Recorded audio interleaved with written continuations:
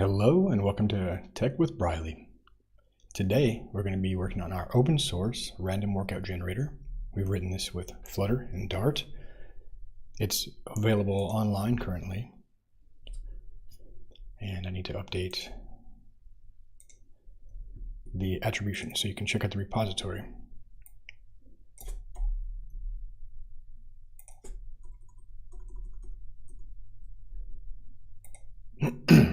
So the source code is available on GitHub, at Flutter Friends, and the random workout generator repository. Today we're going to work on a fairly large feature. I'm not sure how successful we'll be.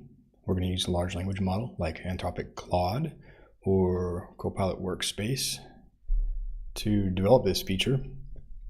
The scope is relatively large compared to some of the other changes we've made to the app, but the entire application has been written with Anthropic Claude in an iterative or incremental fashion. So I think we can tackle this feature. Perhaps at the worst case, we'll need to just break it down into smaller chunks. This is involving data and data synchronization, which is some of the more complicated parts, and data migrations, which are an inevitability in applications and often an afterthought, to be honest. And we need to think about migrations up front a little bit, give them some consideration. Otherwise we'll get burnt later on when we realize our historic data is out of sync, or we're having to maintain adapters in our application code because we wanted to have be schema free or not have to think about historic data, so the schema ends up being a runtime concern, things like that. So we're going to kind of do some due diligence here, but essentially what we're going to do is have a new page in our application. When you start it up, currently it'll generate a workout and you can complete that workout. I just realized we don't have a way of marking a workout as done, so we'll need to do that.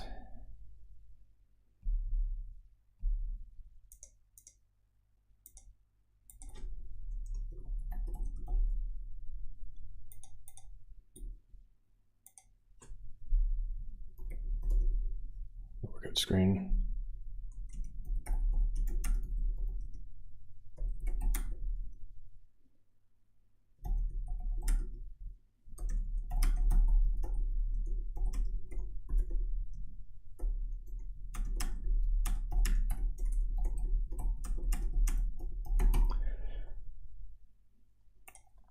So essentially it's a big flow. We're going to create a new page that's accessible from the front page. Like up here, we'll have an icon that says recent workouts.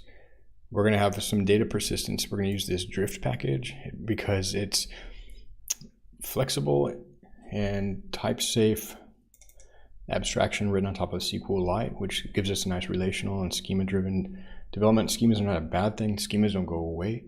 Just because we use a so-called schemaless database doesn't mean that we don't have to think about data schemas. Unfortunately, it's like it's a bit of a misguided assumption. And we don't literally have to define a schema, but we implicitly define a schema throughout our code and maintain that for historical backwards compatibility, for example. It doesn't go away. This data structure, we need guarantees. And I'm using strict typing and stuff. So I would just like to define the schema in a centralized location. So a narrow schema instead of a diffuse schema that lives throughout data adapters or other business logic layers and maintaining historical compatibility. We don't have a very complicated data model, but most likely we will have a relational data model as well. So I'm just going to go with that assumption. So not really going to use a document-oriented database. And we need web compatibility, but also these other restores. So that's some of the rationale for why I'm going to go with Drift. So we'll need a recent workout page. We'll need data persistence with Drift. Data integrity is really important, particularly future migrations, because we're going to be updating these exercises. It's almost a guarantee. I just spent about an hour this morning updating the exercises. So that's going to happen. And when that happens, we don't want to invalidate the user's previous workouts, which is always a bit of a challenge. because even if I update the description of an exercise or the instructions, that in a way may deviate from the type of workout they did. I don't want to get too lost in the details, so I'm going to kind of keep it simple, but we know these exercises will change, potentially being added and removed, and we want some tooling support to help us from help avoid foot guns, like removing an exercise that would invalidate like the user's historical workout and cause their statistics to be invalidated. In other words, we're going to track the muscles and joint targets. We have a provider for state management, so we're just going to want to make sure that we're not going to introduce any other state management paradigm like block or something like that. Provider is very simple and straightforward and recommended, and we're using it in our project for its simplicity. And the workout screen, we need to indicate that they've completed the workout so that it can be persisted in a database. So we've got some UI UX considerations, and data management model. So we have already some defined classes where we've created these workouts, and I think we would like to continue to define the workouts data in a structured format that we can keep under revision control for the time being in this application, not like just a JSON object or something like that. But in any case, we're going to define these as code or text, and if we did JSON, it would just be a little bit less strict than Dart classes. So we're using Dart classes so we get type safety, we can use enums and things like that. But we'll need to synchronize those Dart defined with our database. So that's where we're getting sort of into migrations and the idea of migrations, which is why I want to be cautious here. So we'll need to think about upserting and how do we keep the revisions. It's probably going to be as simple as, so to speak, as creating a version, adding a version attribute to the exercise and incrementing that every time we change it, which cannot be fully automated. That'll be something that has to happen in peer review at this point. We might be able to think of a way of auto incrementing those revisions in a future release, like if we move this whole the definition to a database, but we don't have a backing server, so all this stuff has to happen sort of in the app code. This is one of the constraints that we're dealing with. So I don't have this, I'm not storing it in like Firebase or Postgres or something like that, and I don't intend to at this point. We need data access objects.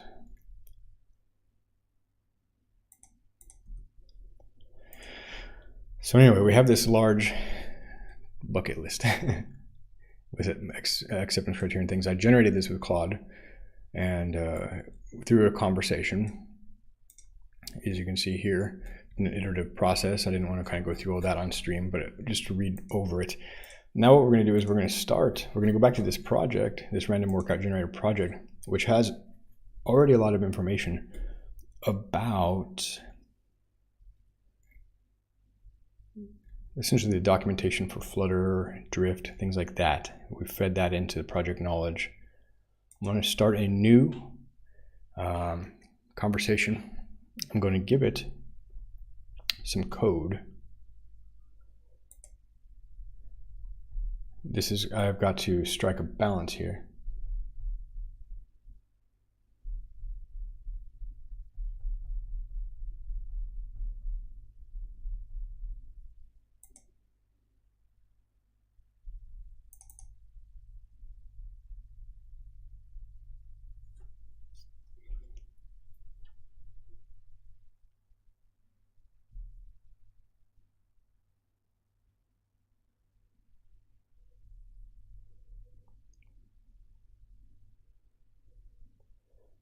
So I'm going to do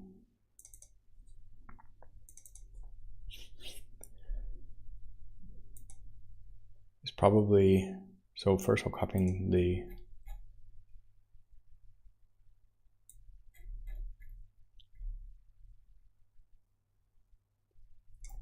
description.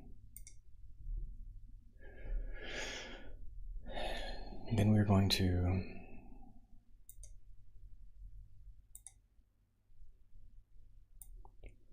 give our main Dart, exercise Dart. category selection page Dart, workout page Dart, app state Dart.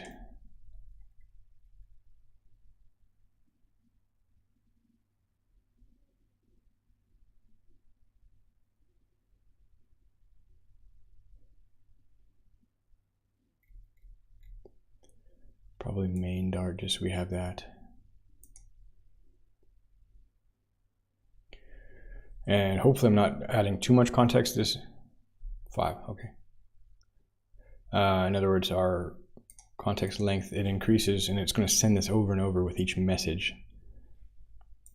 So I'm just going to send those, and that means I'll saturate this conversation, or I'll use up all of our context window very quickly.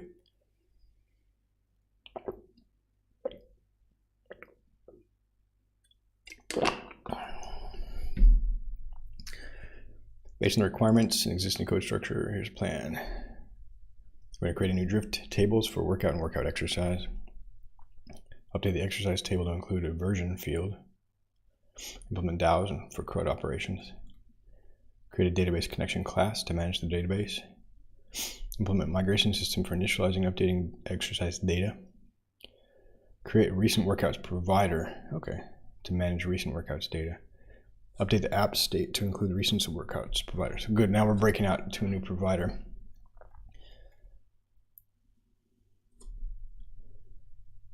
Add a calendar icon to the category selection. Create a recent workouts page to display completed workouts. Update the workout page to allow marking workouts as completed. Data synchronization. Implement a utility class to convert Dart exercise objects to database records. Yeah. Create a version tracking system for the exercise library. Develop migration scripts for exercise library updates. All right, so that's good. I gave it a lot of context, and it's generating the code here.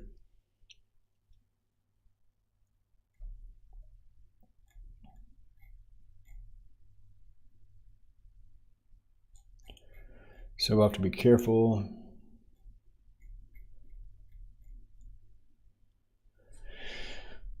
So now we're going to move this here, and on the right hand side we'll bring up the project again. Lib database database.dart.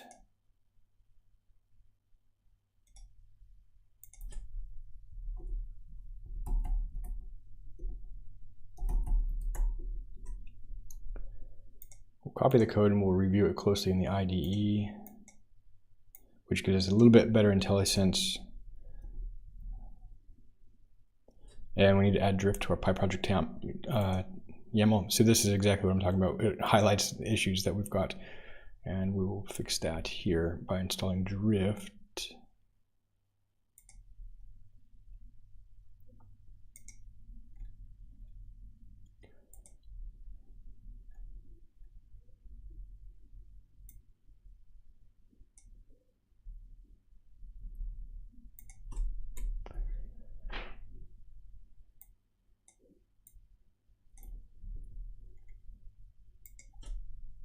So we have build runner. We just need to drift dev.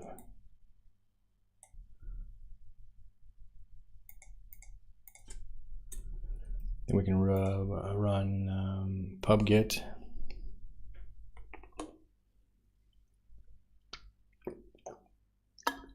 We won't worry about the Dart fix yet. Claude is generating some code that's using a little bit older semantics. That Dart languages continue to evolve as well.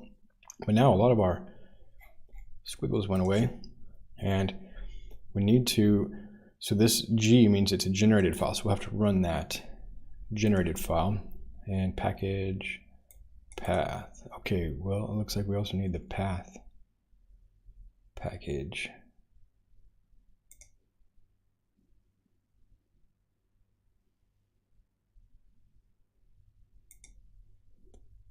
Path provider.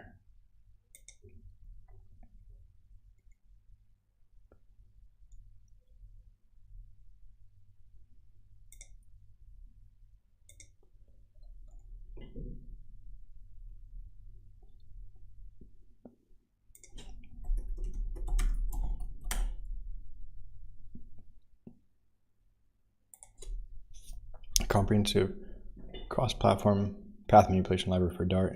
path package includes common operations for manipulating paths, joining, splitting, normalization, etc. All right. So we need to add path.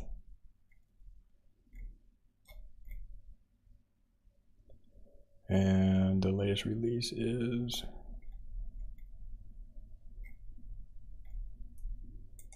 let's see if pathlib is in here.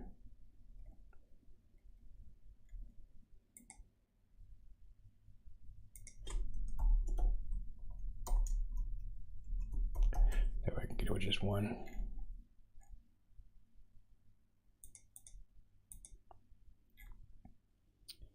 All right, changelog, path.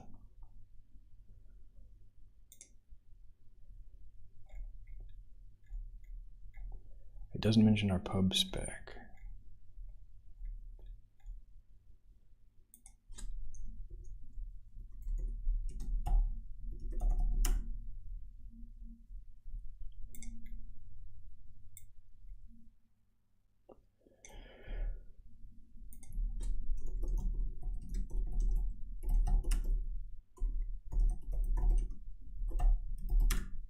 Path and pathlib, right?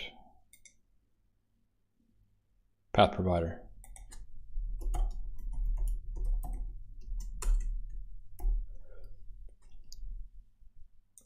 Let me see if path provider will pull it in. Because it's not pathlib, it's path provider.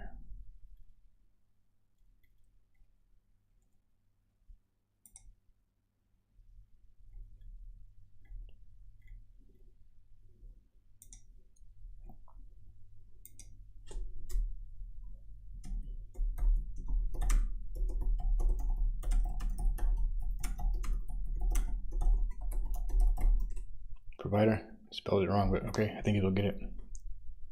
You're correct to point out we haven't explicitly included both path and path provider in the dependencies. While path is often a transitive dependency of other packages, it's best to include both explicitly and to ensure they're available and have the control over their versions. It's up to the pub spec. So yes, we're going to check. So we've got drift, drift flutter, path provider, and path here, and I'm going to check again the path. It was like 1.9 or something, I think. So we might as well start there since that's where we're developing. And then path provider was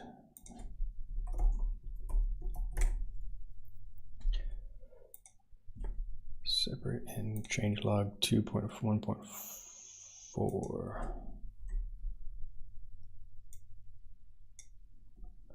All right, and then we're going to go back here, flutter test, flutter lint, test integration, Mockito, build runner, and drift dev. Those are all there. Now we can save and it'll run pub get, and we will have fewer squiggles. Now I need to run the generator, and I don't remember how to do that.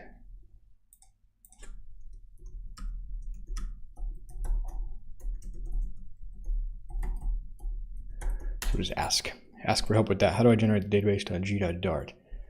Build runner package, flutter pub run build runner build. That's it. So for everything.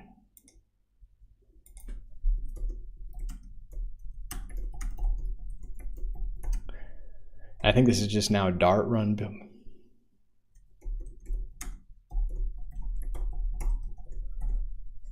Could not find the file build runner. Just make sure.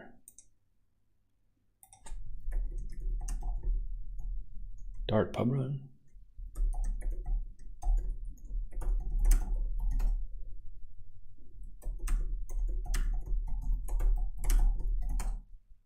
Okay. Let's see. We might also need to go. Actually, yeah. From the random workout directory. There we go. Building the executable.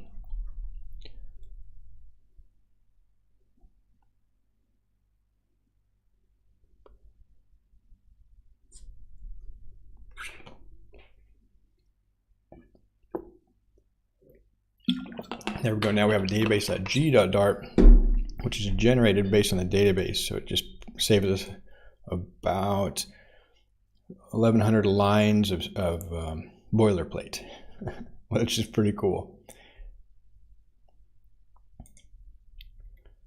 Nice. Okay, so now we're moving forward.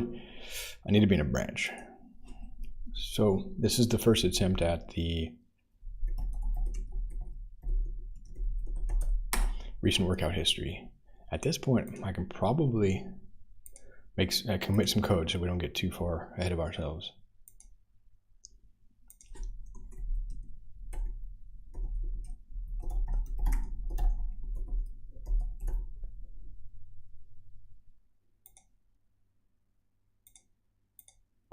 Initial database model. Let's take a quick look at that before we commit it so we can see what's going on here. So we have our drift imports, path provider. We've got a workouts table, which is going to keep all the user workouts with a primary key, integer, auto incrementing column, and a date column for the workout. Workout exercises is going to have a foreign key. So each exercise has an ID and an exercise ID. So this is like a join table. This is an intermediary table that's creating this relationship between workout exercises and workouts. So it's many to many. One workout can have multiple exercises, and one exercise can be in multiple workouts. Exercises, we have an ID, name, category, muscle targets, joint targets, and version. This is the important thing we'll have to add to our data model locally. The thing is, it's not, it missed something. It missed the instructions.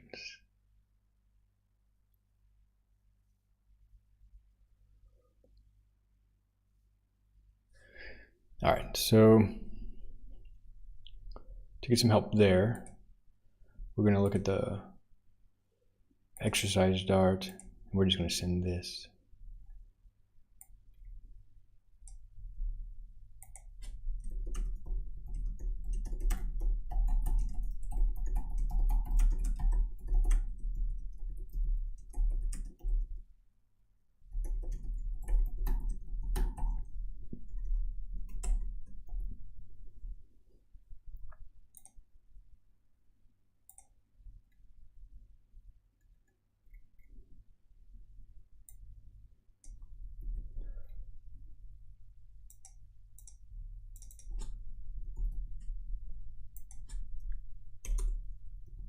So I want to make sure there's parity between those. We're going to store it all in the database. I don't think we'll want to rely on anything coming out of the Dart class. It'll be queried at runtime from the database and migrated into the database. So you're right, and thank you for pointing it out. We should update the exercises table to match the exercise class more closely. Let's modify the exercises table to include all the relevant fields. So exercises includes extends table. So we have, just missed a letter.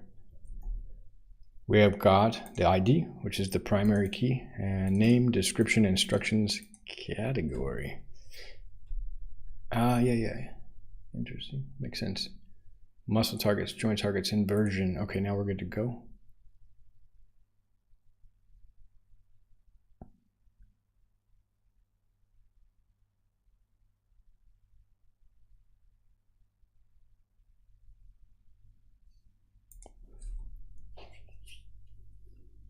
So this is a challenging one.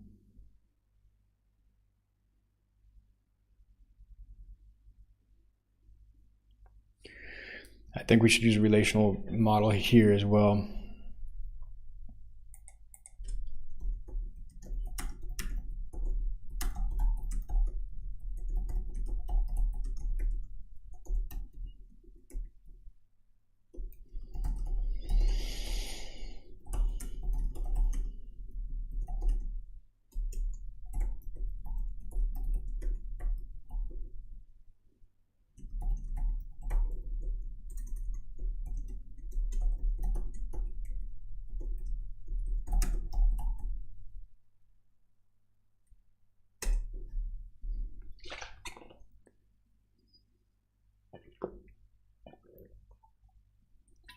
admittedly, I understand the appeal of just using a document database where you just jam everything in there.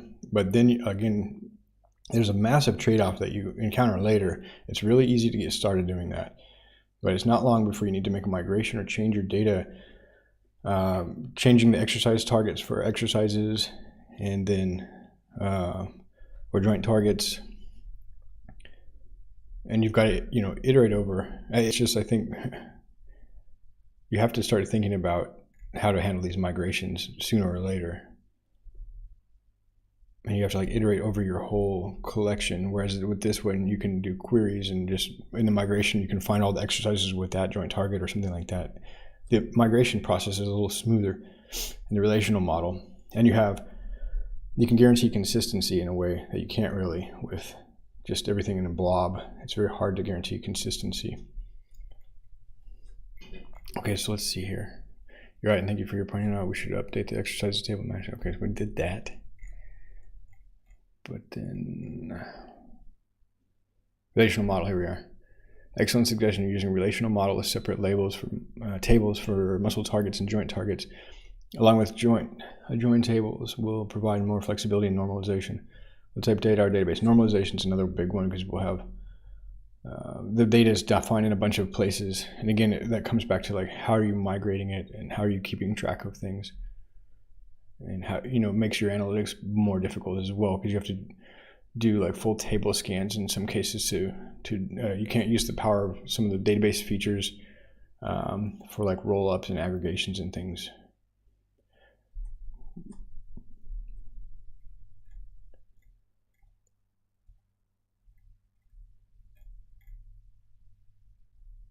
Okay, so this is the full file. So let's just go with this.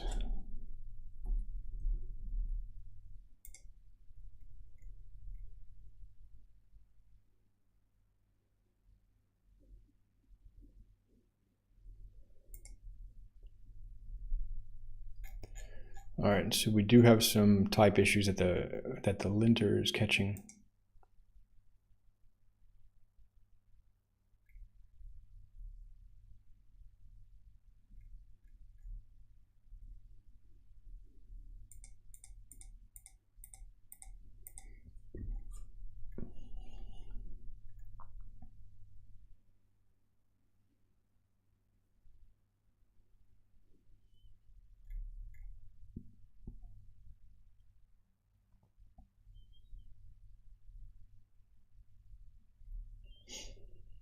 Now, some of this might have been defined above the companion.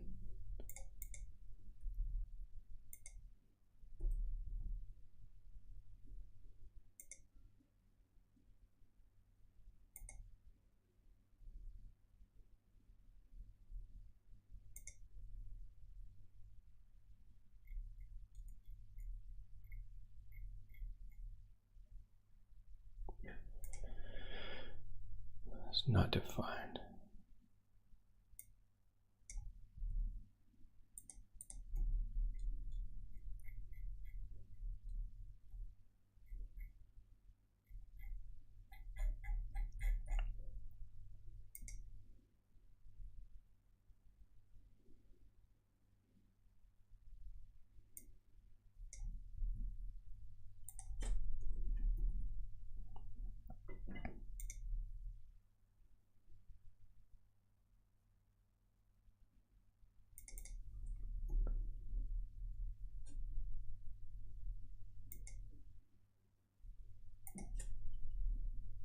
Maybe we'll rerun this build runner build. That's the problem.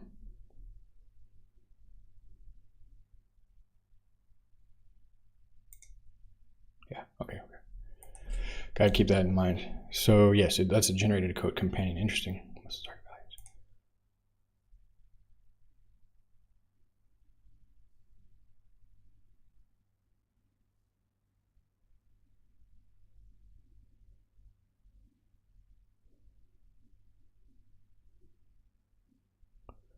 All right, so this muscle target comes from exercise starts. This has been a problem before because we're using an enum.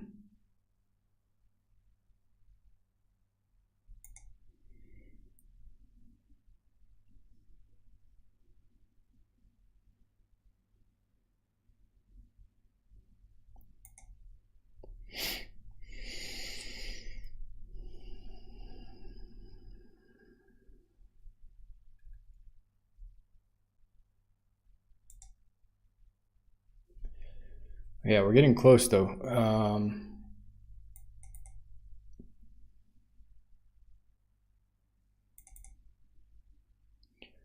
And this value should come from the exercise version. So I think what we need to do is update the exercise Dart to include the version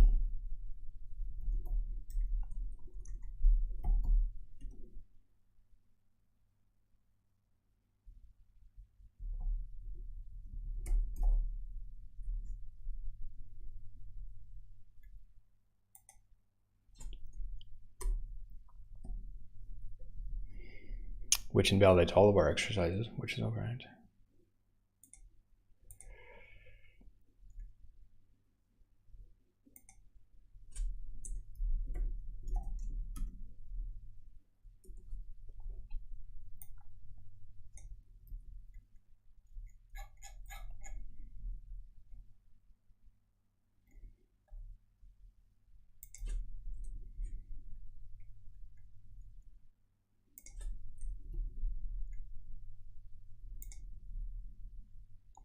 See if we can get some help from Copilot here.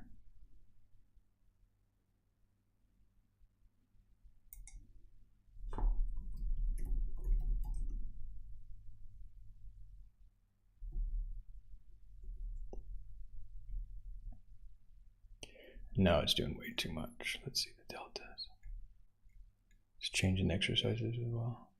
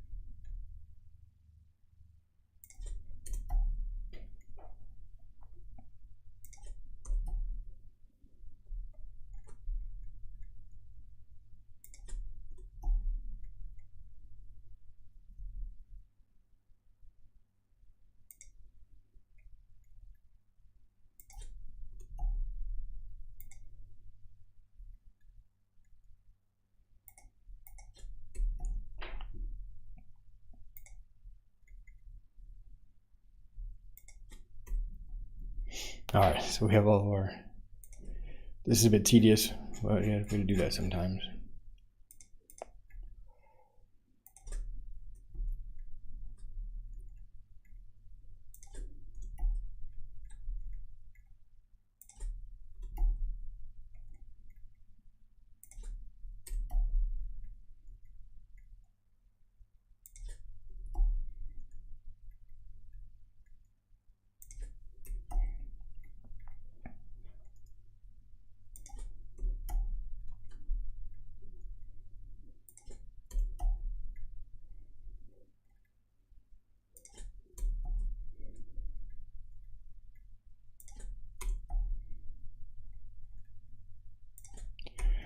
One of the challenges we have with this, using the chat interface to help write code is synchronizing the state. Like now my local code, the state of the code has changed here, and I've deviated from what the Claude chat interface knows. And so it's going to suggest things that don't align with this, what I'm doing locally. And the more code I copy and paste over there, the quicker we, expend our context window. It's a bit challenging. So I'm hopeful for some integrated tooling like IDER or Copilot that can kind of keep track of the state of the code, keep it in context, and suggest changes based on the changing state of the code. All right, this is tedious. I'm gonna just complain a little bit, but I'm not sure how I could automate that. It would be faster just to do it.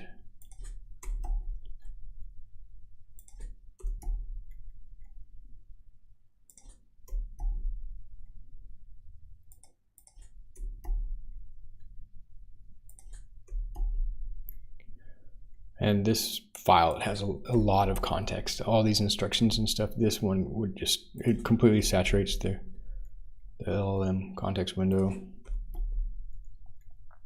I had a separate dedicated session just to improving these exercise instructions and labels, which we've just merged this morning. It's in the latest release, which actually I'm not using releases. I should start making releases with release notes. In fact, I'll do that. Today I'll make a release 0.1.0 release. And then before merging this pull request, which may or may not succeed, I don't know how. It's a very complicated issue. I don't know how successful we'll be. I'm going to just try it, see how far we get. With Claude, I may have to abandon the result.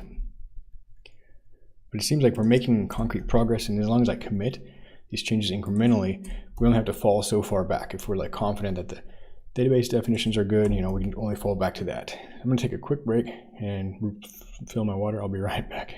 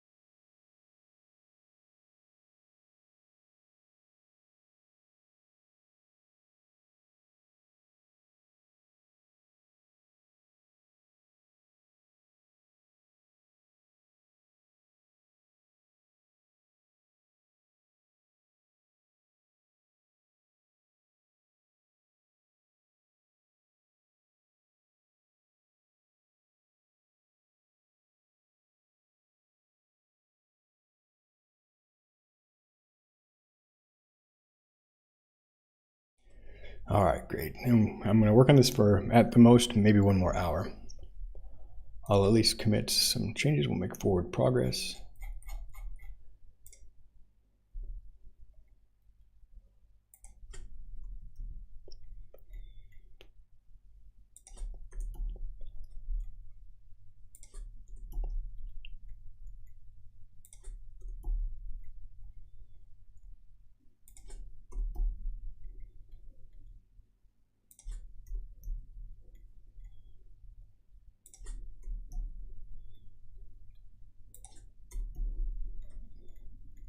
And we might, you know, think about an append-only database. So these migrations will create a new row for the version of the exercise. That's actually a good thing. So another way, the database will continue to grow, but hopefully won't become excessively large. I don't know how often we will iterate on these, but if it's append-only, then we don't lose integrity. We don't have to worry about upserting.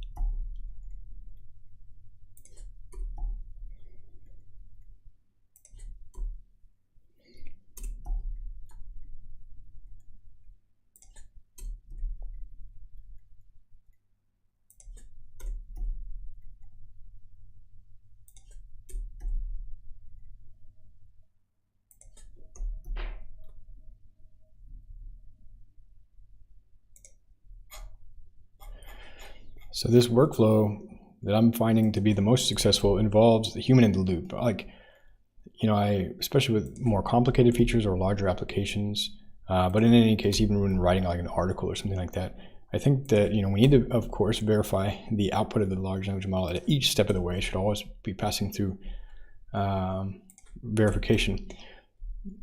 But by way of extension, I think we really need to have a human in the loop verifying each of the steps of the generative process as well in these old like multi-agent architectures. So our expectations that we can just give an instruction and then a whole group of agents can kind of go through and work out the problem. I don't know how realistic that is.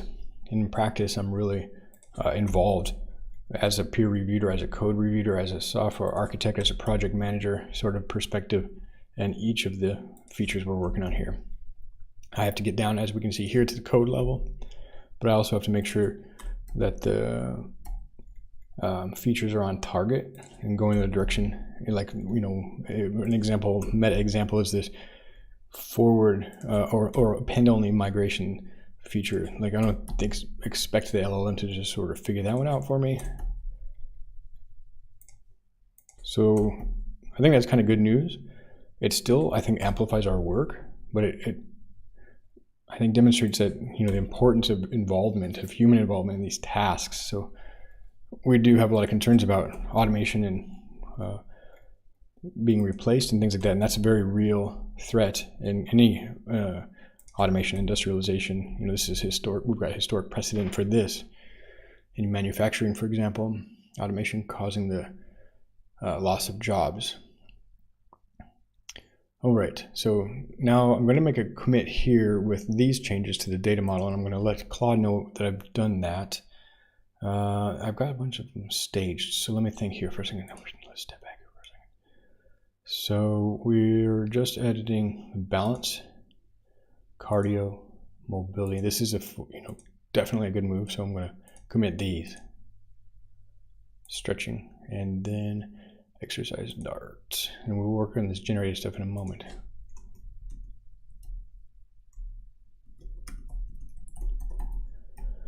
Now I need to let Claude know these two things that have occurred to me.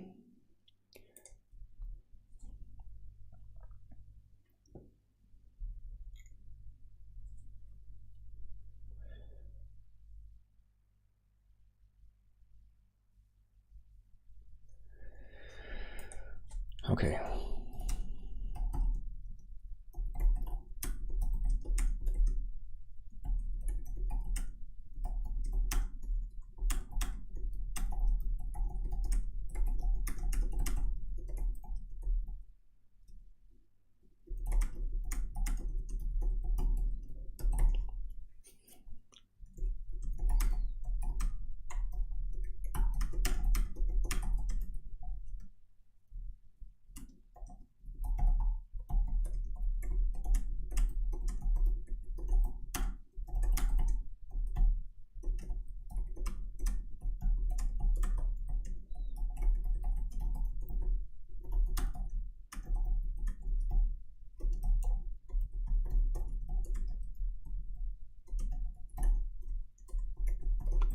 We won't invalidate any old workouts because we won't remove or even update the existing ones. It's going to be append only. It'll grow, and we can address the growth at a future point. If it does get excessive, then we can look at strategies for,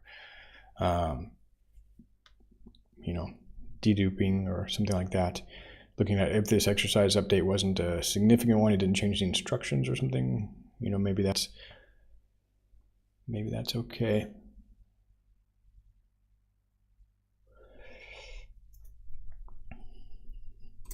All right, so then let's let Claude know about these changes.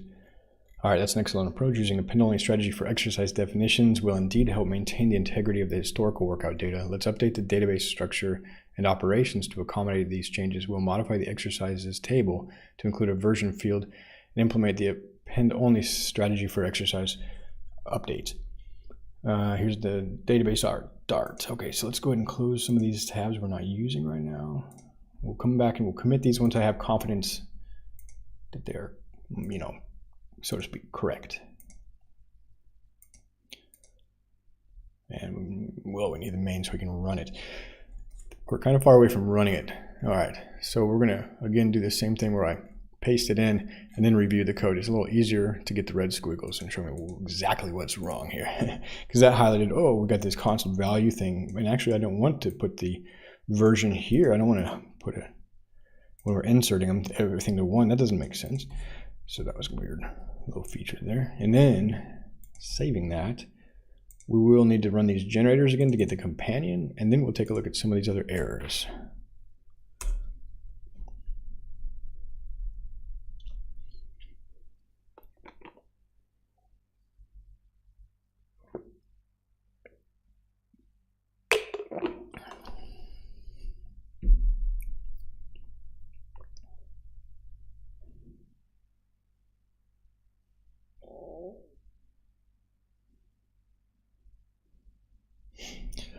Cool. All right, so that should have gotten, yeah, some less squiggles. Now we only have a few squiggles.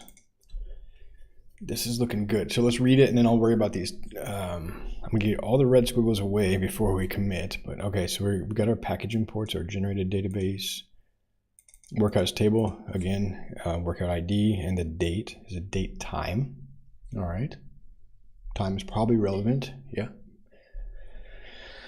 Morning exercises may differ from evening exercises. There may be a pattern that people want to explore. Now we're going to have a workout exercise. This is the join table. So each workout exercise combo just has foreign key IDs. So there's the int column and the int column there. Exercise has name, description, instructions, category, and version. All right. Now we're looking good. Ah, damn it. No, sorry. Muscle targets and joint targets. Those are the join tables again. And then we have the, it's a relational model. It's a bit mind-boggling, of course. And I can understand definitely the appeal of having everything in a document. You don't have to think about this, but I think this is better architecture. I'm gonna go forward here. It'll save me time in the future. I'm really sure of that. We have got so many issues with Mongo at work and relating to database migrations and the nature of data changing over time, which it does, especially the more complicated your data model gets and the requirements changing all the time. It's not an encumbrance at that point to have a proper schema. It's actually like a savior. All right. Because then your production code actually gets a lot simpler. And performant, I would argue. All right, so we got the targets. Each of them has an ID and a name. Then they need to be unique, so that's good. Constraint. And exercise and muscle target. So for each exercise ID, we have a muscle target ID. And I'm wondering if there can be a unique together constraint.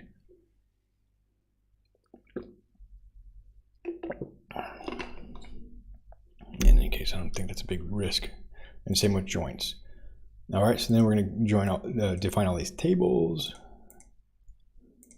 Schema version 1, so it's defining a migration, which is great. It just supports migrations out of the box. And I'm going to create all, initialize the database.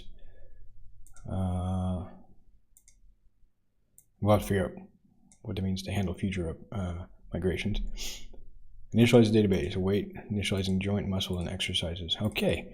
So this is looking a lot better, and what it does, into the targets insert, into joint targets insert,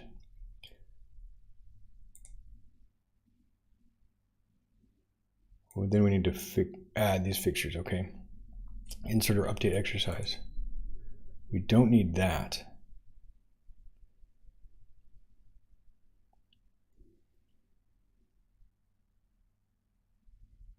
Okay, we do.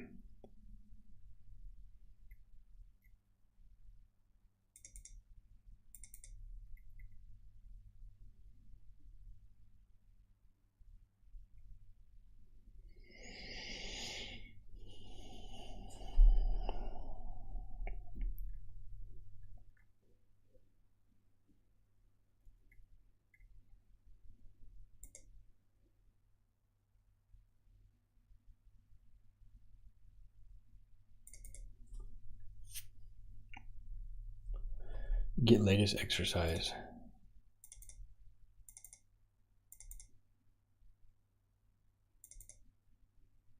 Interesting.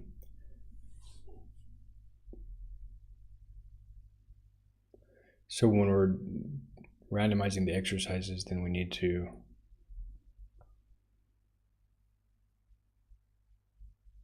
this is going to be so complicated. So we're using the name as the unique identifier of the exercise. Yeah. This is so tricky. Essentially, you shouldn't use natural keys for unique identifier. Like a natural key would be like the name of an exercise, or, you know, the vehicle number, for example.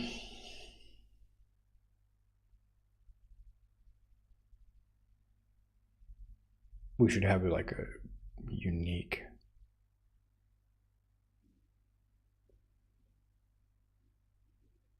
artificial identifier, like a UUID or something like that.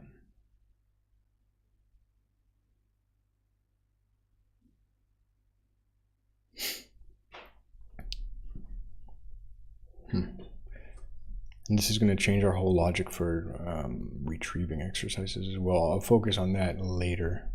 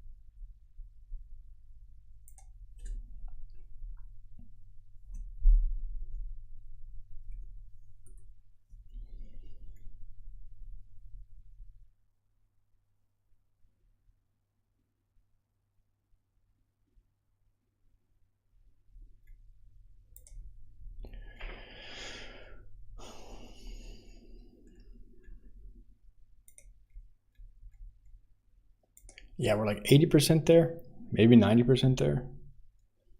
And I got two problems. I'm in a bit of a quandary. I don't understand the nature of these squiggles. So I don't really understand what changes to make. I guess that's the main quandary.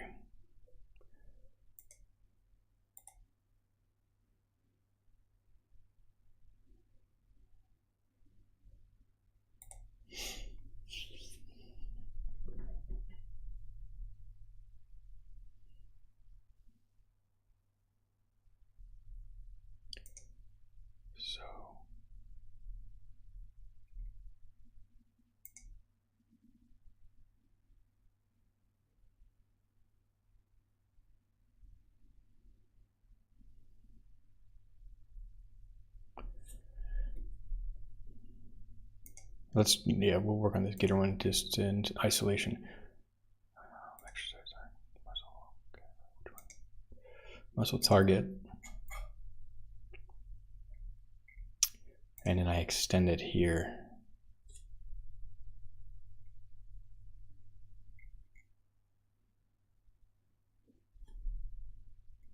Actually, I didn't extend it, so.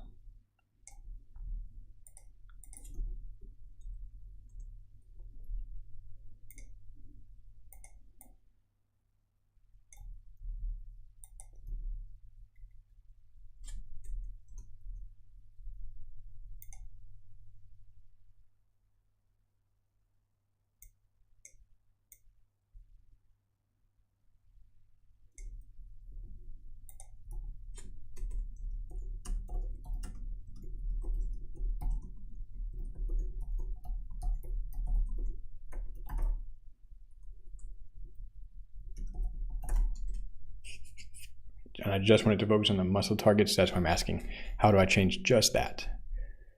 Error occurs because we're using an extension labeling enum on the enum class, which doesn't provide the values getter automatically. We need to manually define the values list. Let's update the muscle target enum and initialize targets. So the enum, we can then, this is a problem. I want these labels so we can display them in human-friendly form, but then, our labeled enum is here. I should have provided that. Label enum.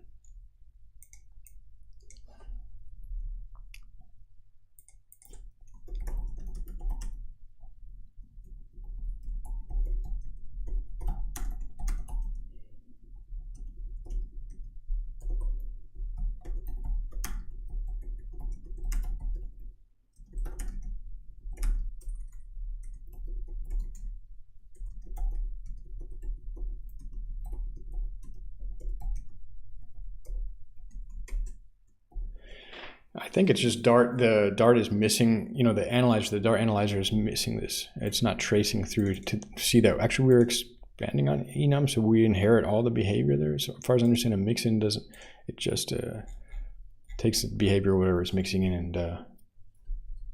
Oh wait, where did it go? List get values T.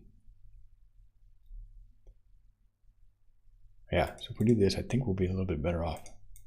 This is some pretty advanced type stuff. I have no idea about Dart. I'm like a entry-level Dart developer, Flutter developer, admittedly, but it's illustrating the power of these large language models. They can really amplify your work and highlight parts of your skills, you know, like augment parts of your skills that are missing. Now for each enum that uses this mixin, we need to implement the get values method. Okay, so that's the problem. Is it possible?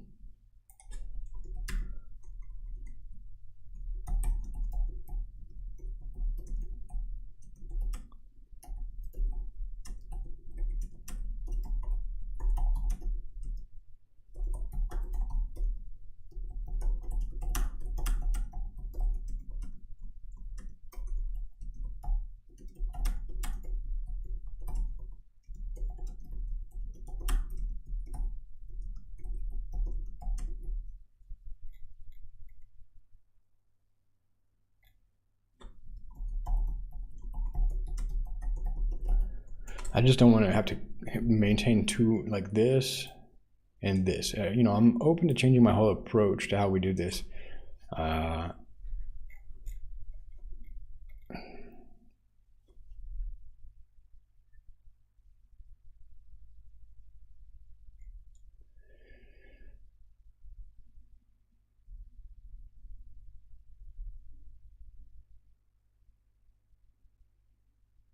Weird. You're absolutely right, and I apologize for the overnight. We can indeed leverage the built-in values getter that all Dart enums have. We can modify our label enum mixin to automatically provide access to the values list without duplicating code. Here's the improved version. All right.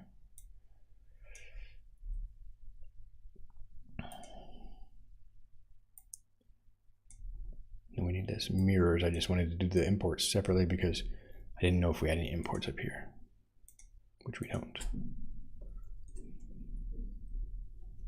Dart mirrors is not installed, or dang it.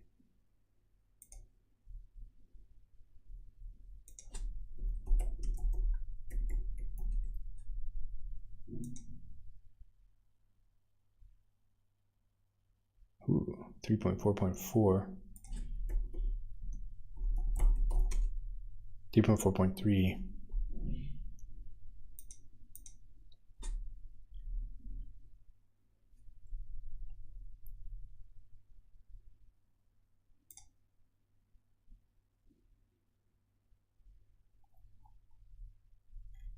It's unstable.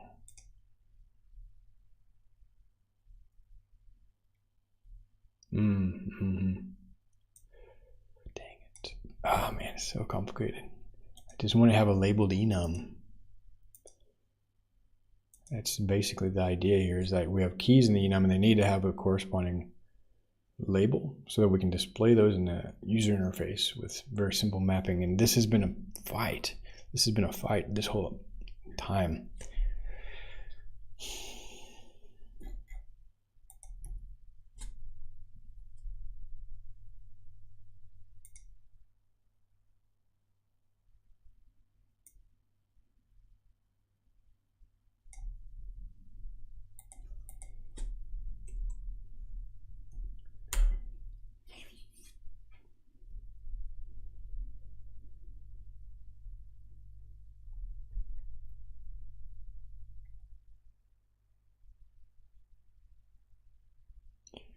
So that we have the constraint we can't use Dart mirrors. Let's implement a solution that doesn't rely on reflection but still minimizes the code duplication. We'll use a slightly modified version of the label enum mixin and update the how we define our things. So there's the label enum, back to that most simple version, getting rid of the import. Create a generic function to get the enum values.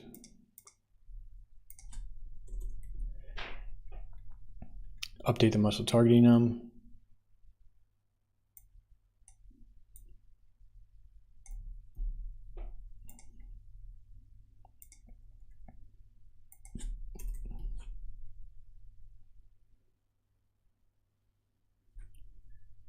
Member named values can't be declared in the enum. Try using a different name. This is the weird thing. It's like it exists. It already exists because it's an enum. It is just our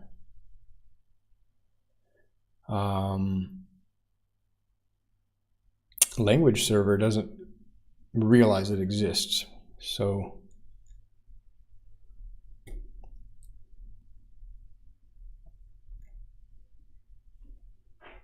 let me just do that again because I'll get this exact.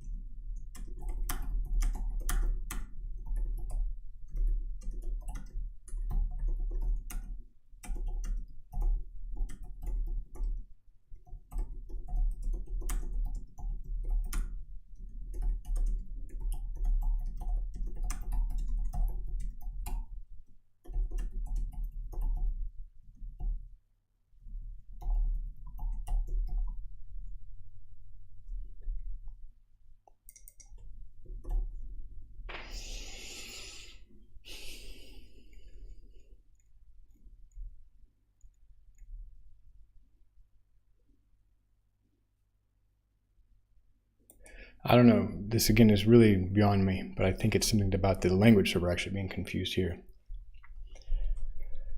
The values getter is indeed already provided by the base enum class, and we don't need and can't redefine it.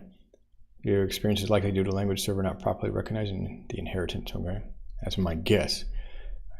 But this is just going to confirm what I guessed. I think that's one problem with the large language models. Also, they're too eager to do what you ask, which can be a double-edged sword if I'm asking for the wrong thing, for example, or something that we really shouldn't be asking for. Anyway, that's another topic. But there's efforts to make these safer, for example. I don't know how that'll pan out. Given this understanding, we can simplify our approach. Here's an updated version. So we have this enum the same. Then update the muscle target enum. Okay, so we're going back to the normal muscle target.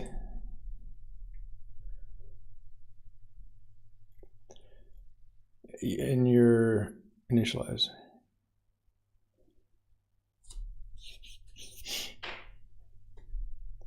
To help the language server understand the type better, you can add a type annotation using the values.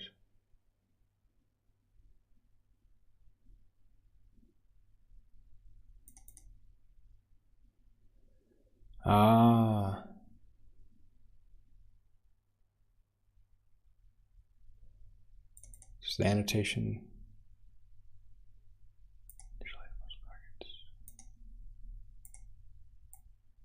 Yeah. No! God, why does it have to be such a struggle? I just need an enum to constrain the choices, but we need labels in the user interface. I would like to define that concisely. It seems like it's too much to ask.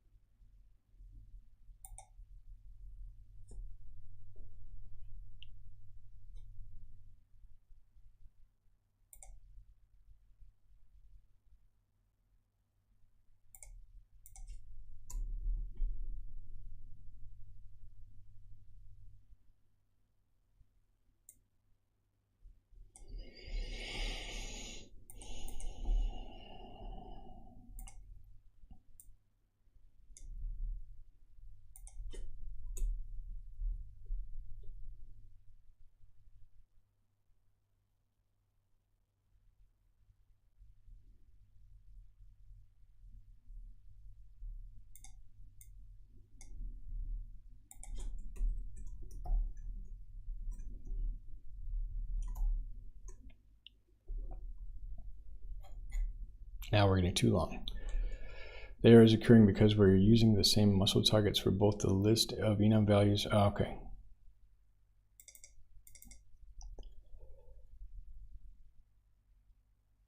Yeah, makes sense.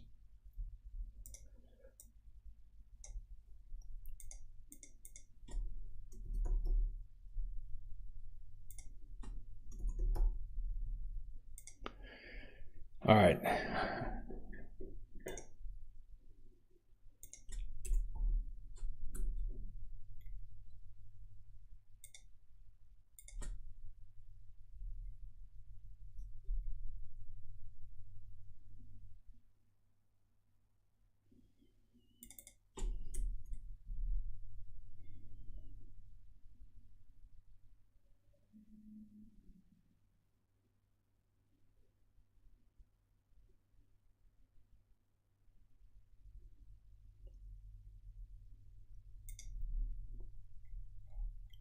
So our exercise.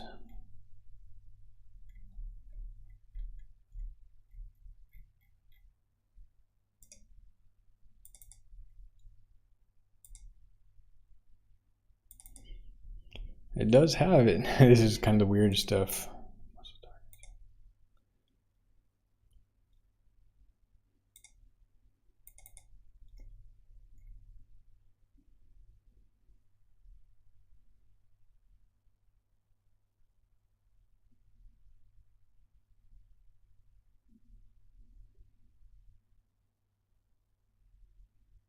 Okay.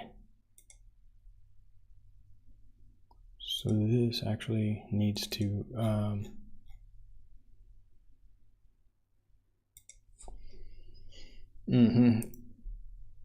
exercise model.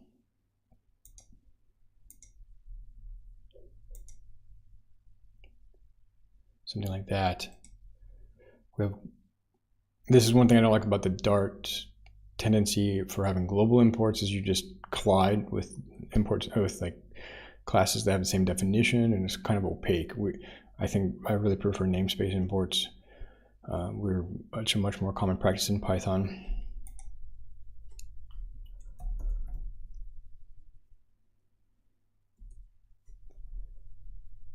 So there's that. Man,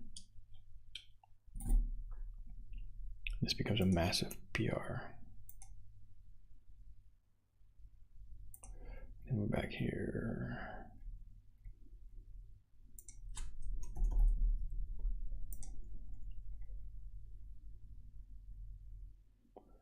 Which doesn't exist.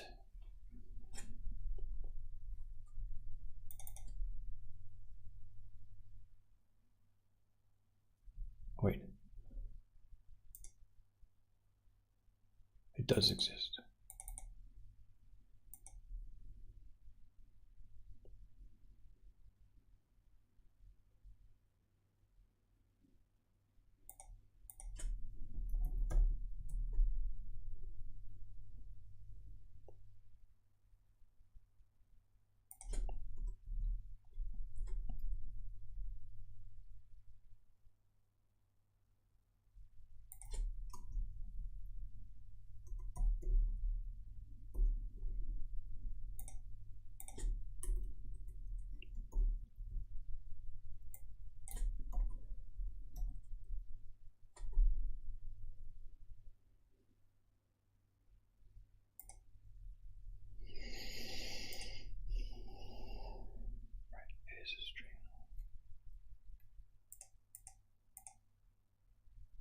Now it's an enum.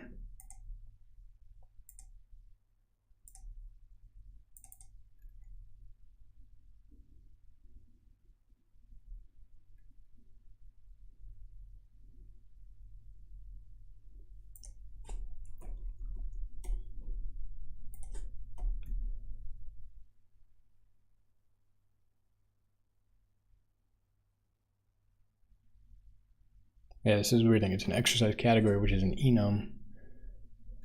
Let's see if, whoops. Let's see if Quick Fix can help me with that.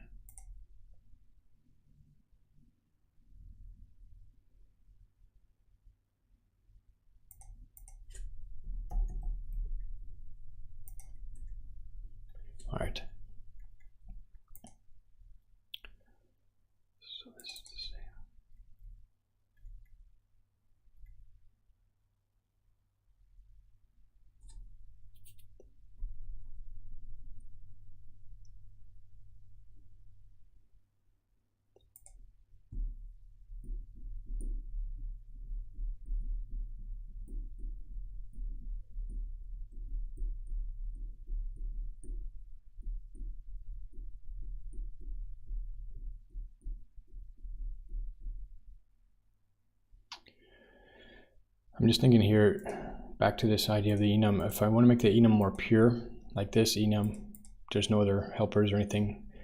We're inventing this label enum. This is not something that's apparently, core to the Dart. I'm defining a mix in here. So an alternative would be, this is, I think, also a more recent feature of Dart. Alternative would be to separate the data from presentation, because essentially this is data and presentation all mixed together. Presentation of the value, and the data being the enum values, and this being the label, I should say.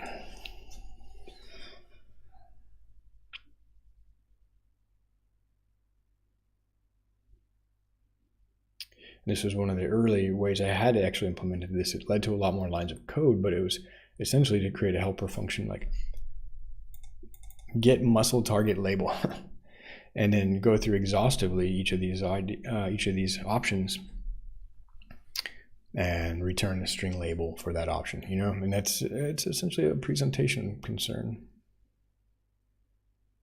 So I think I'm going to do that, and then it might just make it easier so I don't have to fight with these enum label and name and all this kind of stuff. It's going to make more changes in the code.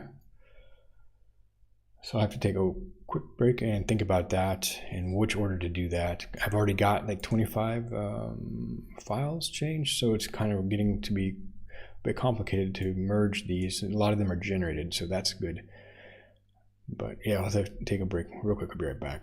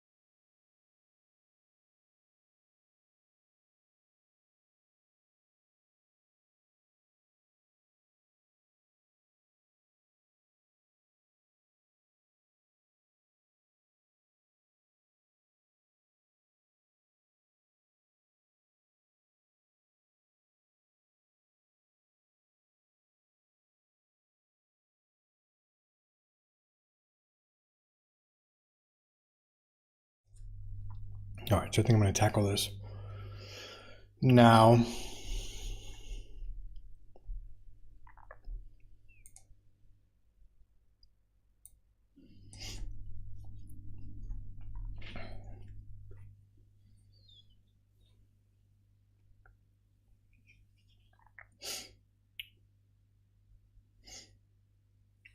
So I think this change is good to change it to an exercise model.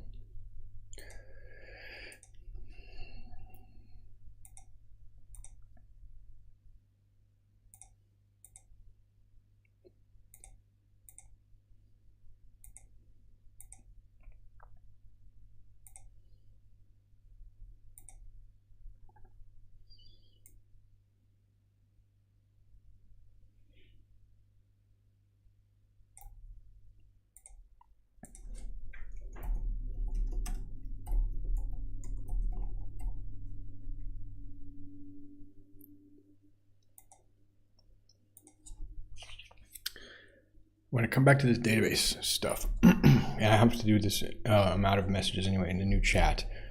But this is cool. This is good progress. So in fact, let's just refactor. So let's focus over here. I'll just revert all of these changes. Oops, forgot that one. Let me double check here.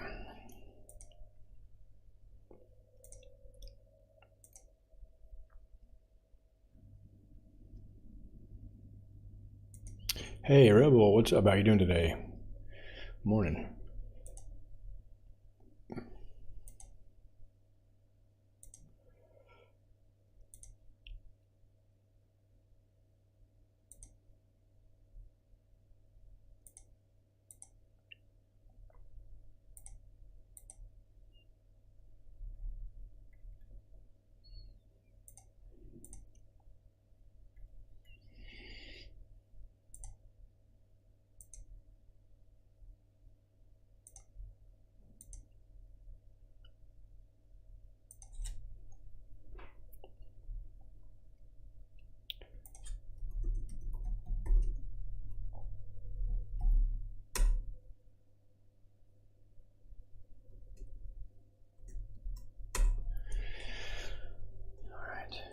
Just gonna get rid of all of that.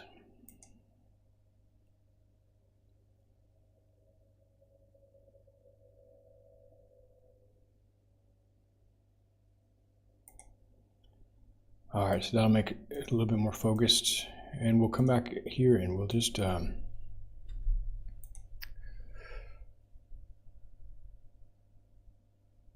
to our model, exercise model. You're making your coffee, morning coffee.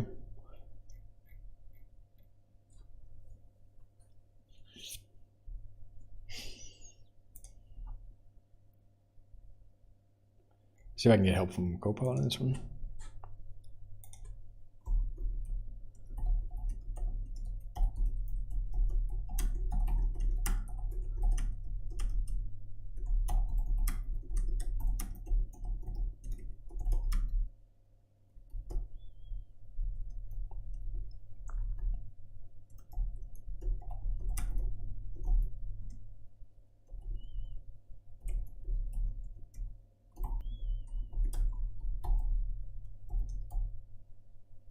Night kicks, so get over to muscle target.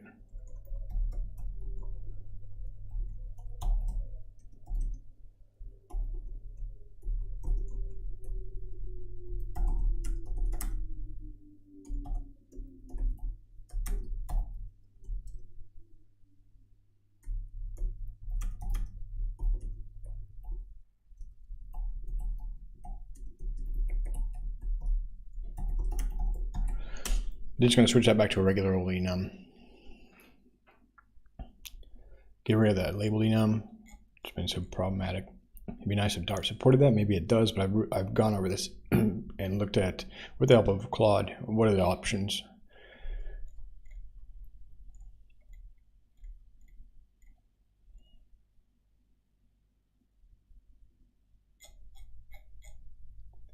So we'll accept that, accepting that, accepting that. This is cool. So now we have just regular old targets.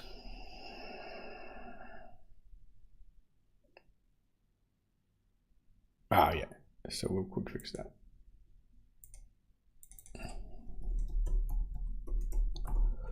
It's like a convention to use camel case. Okay, I'm fine with that. I'm just coming from Python.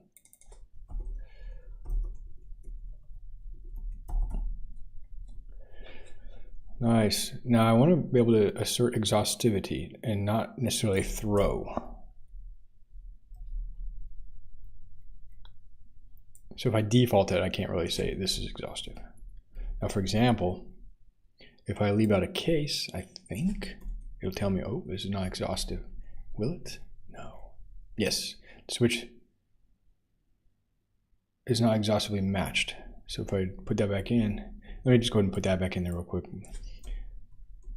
But if I have a default, then I can't really have an exhaustive check.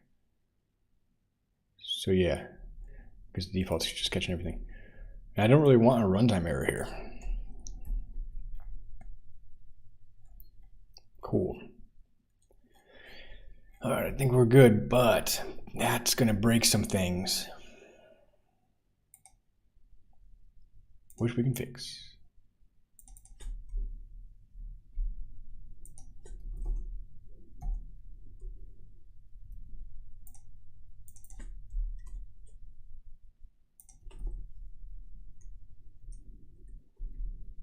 Yes. Hey, we're good. We can label this stuff.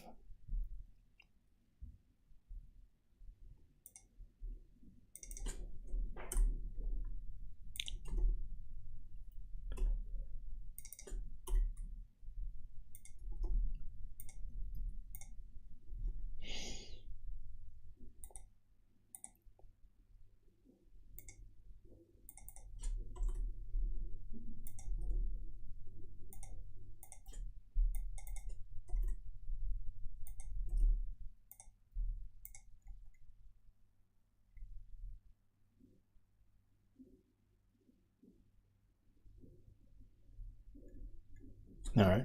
So I just need to add a version of that.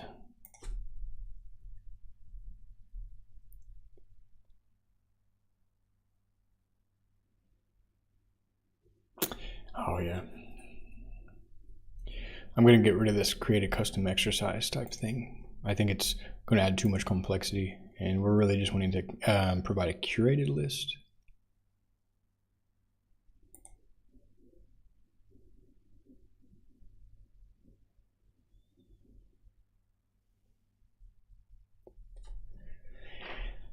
Okay, so let's see if I can get help from Copilot here.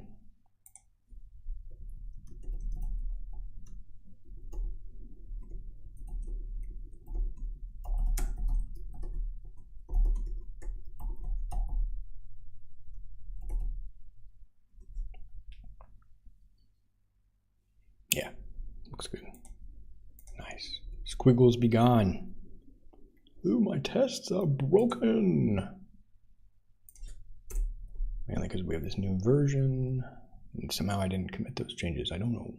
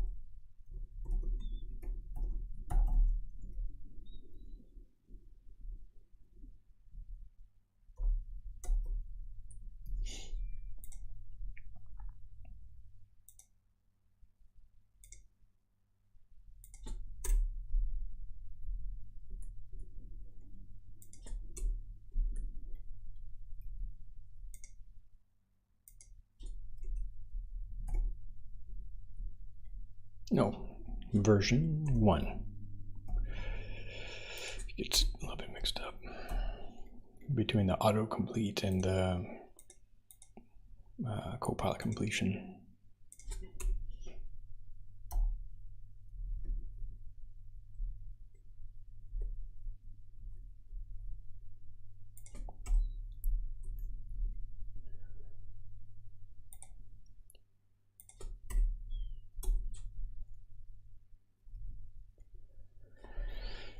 All right, we're doing good.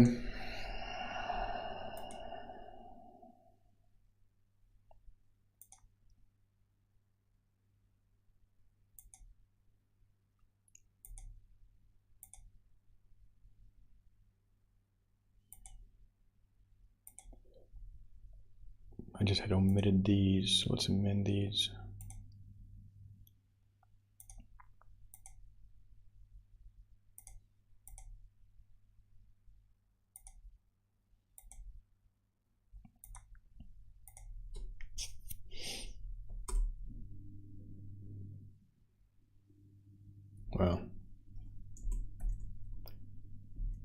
think I can't do WQ on that. I'm not sure if I can do WQ.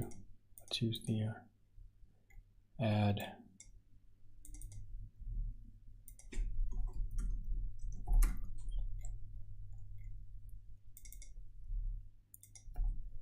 I think that'll make it a lot easier. I'll have to take a break here. This has been probably already pretty big pull requests out of Claude messages, and going to need some assistance at the database level, getting everything to work. We're going to have to regenerate the database. I'll probably have to start a new conversation with all the right context, because our conversation has gotten so big. I'm just using all my context window very quickly. So we'll create a draft pull request.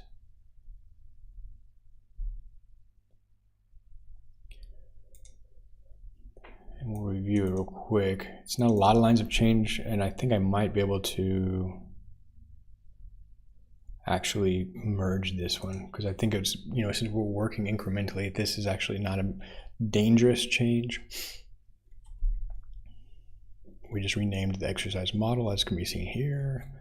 So let's just say I reviewed this file. It's just changing the model, changing the name, exercise model name here, and adding the version field, exercise model version 1.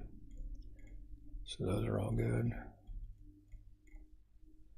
Yeah, working incrementally is good, because then you can come back with a smaller pull request. It's easier for people to review as well. We do this at work. We just say, okay, if you're going to make a refactoring change like this, do it in a separate pull request before, you know, you're more complicated, change to business logic or something like that. So I'm kind of following that advice indirectly by working incrementally and committing only things that I think are worth keeping.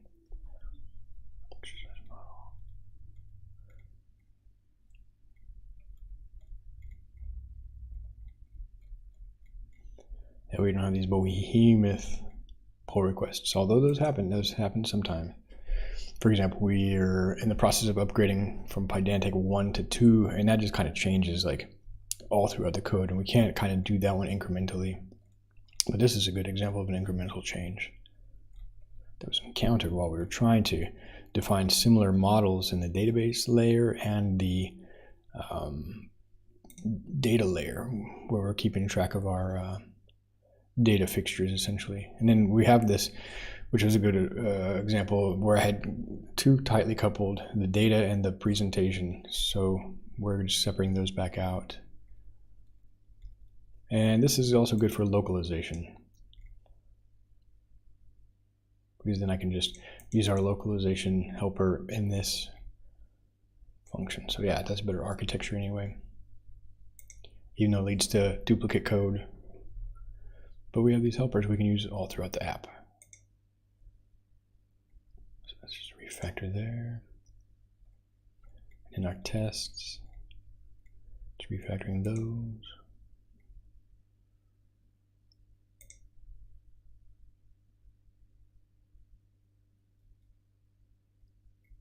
Or our widgets, I should say.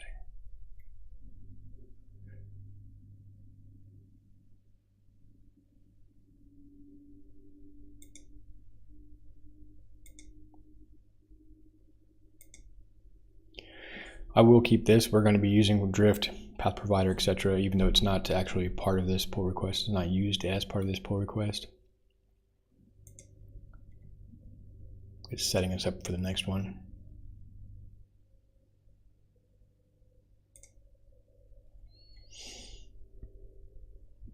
Now our tests, and we're just using the model and passing in the version. Cool beans. All right. Marked as ready for review. You know, it's a few hundred lines. It's already getting kind of large and difficult to review, but these are solid changes. I feel good about these changes. I don't feel so quite good about what was the difficulties we were facing in the database layer. So I think addressing that one fresh with this now change the separation of concerns between the labeling and the data model. I think it's going to make our database layer a lot cleaner, simple to use. It's going to help the language server. So we'll merge that. Delete the branch. All right. Well, this has been another session, Tech with Briley. We've been working on the Flutter Friends, a random workout generator. And we're kind of, at this point, we're coming up with a name for the app. We're going to publish this. It's already online. You can just use it for free there. And we're going to publish this to the app stores soon, so people can download that as a standalone app. And add some additional, as you can see, customizations, keeping track of your workout history and allowing you to select workout targets. Maybe even some features like, I don't like that exercise, let's ignore that one or hide that one in the future. It's going to be a different ballgame though once we get this database layer in. How we generate the workouts and things like that is going to change significantly. So we'll have to cross that bridge when it arises, but we're going to cross it soon. Cool. All right, well, thanks for your time. I hope you're doing well and have a great day.